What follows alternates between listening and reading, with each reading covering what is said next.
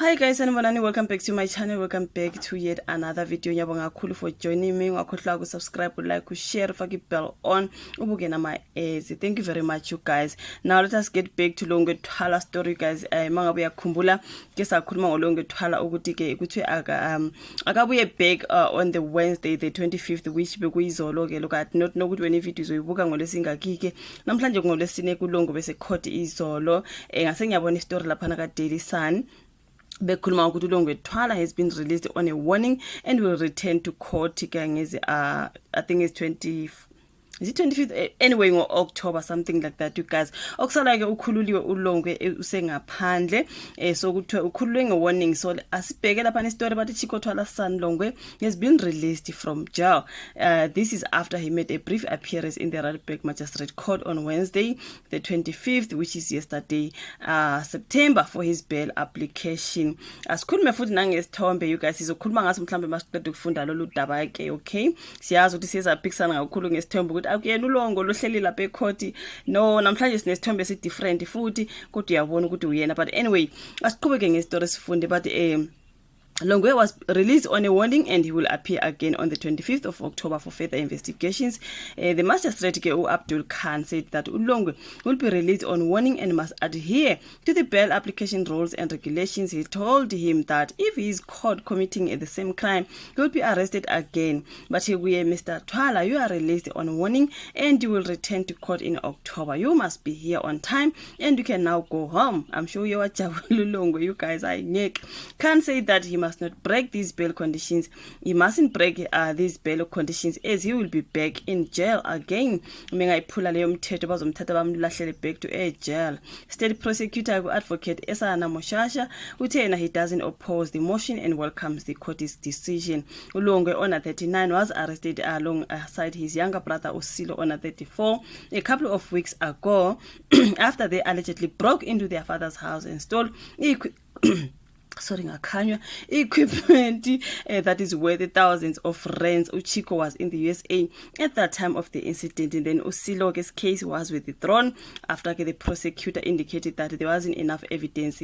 Ulongwe, you guys, overlook elapana strong something like that. So kuthiwa ke usekhululiwe Usilo Ulongwe, not Usilo, you guys. Ulongwe, so he's now freed, you guys. Kuthiwe AI angahamba ke ayekhaya kodwa umengalenzi iphutha lokumosha again bazomthatha bamlahlele ejele. So Ulongwe is a free man. Let us just hope ukuthi akagange, you guys. Siyamazi ukuthi baba kuthi kumagangase bathi kumagangase uyakanga lona uyantshontsha ebese yahamba.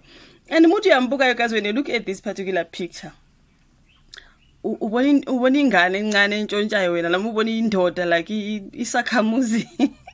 Like when I look at this picture, guys, honestly ngibona isakhamuzi mina. So when ubaba ke buya lapha ethi Longwe steals, Longwe has been smoking drugs, Longwe has been doing that, ngicabangela nje ipharanyana nje lomfana, some teenager, like, you know, because thina futhi besixela kakhulu kuzithombe zakudala. So uyabona ukuthi indoda le umuntu ona 39 indoda leyo bafela. I think I said it before, ngathi umdala lo muntu mina guys, asazi ukuthi izenzo zakhe baba ke mhlawumbe ya exaggerate or kanjani. Futhi nje mumbhekile ngeke ukuthi umuntu lo kuthiwa he steals and goes to the streets. Uyemgaqeni lo muntu lona lo uyemgaqeni lo, hayi ngeke bafela mhlawumbe uyebangane or something, because it doesn't look like umuntu ohlala emgaqeni. Suka bona abantwana bababhemayo baphila ngokubhema bayibulale ngale zinto zabo lezi ukazi ukuthi banjani lapha emgaqeni. Then you can compare them to this guy. No, usuke nje sendaweni zakhe lona. Should uyafika ekhaya afika ntshontshe bese uyahamba uziyele endaweni mhlawumbe uyebangani nabhema nabo into ekanjalo, kodwa nje ukuthi he goes to the streets mgaqo as in istrata, I don't think so, you guys, because he doesn't look like into ezikanjalo. So angazi bafethu uLongwe kodwa kusalayo kuthiwa ke he is a free man, he is now out, and kuthiwe uma ungaqhubeka wenze lezi zinto zenzayo sizokuthatha weLongwe sikulahlele back to prison. I'm really hoping ukuthi akabuyeli kubo lapha na ayoganga. So I wonder njengoba ekhulula uyapi because ubaba wakhe wathi yena kwakhe no. So isikhathi sonke nje bezontshontsha nje behlala ka-anti wakhe wahamba waya kababa wakhe wayojampa amafensi wangena wathatha lokho akuthathayo. Ezekhululiwe, where did he go? Ngiyakhumbula story esasifunda lapho baba kwathi ngiyakwazi uzophisana ngeaddress kadade wabo ukuze akwazi ukuthola ibail aphume lapha.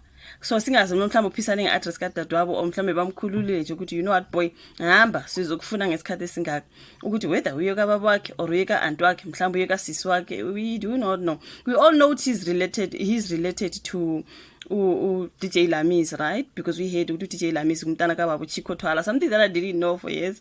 So I heard Lamis umntana kababa Twala, or maybe there are other sisters besides DJ Lamis, because it looks like Lamis was born by another mother, something like that, but it's still a sister.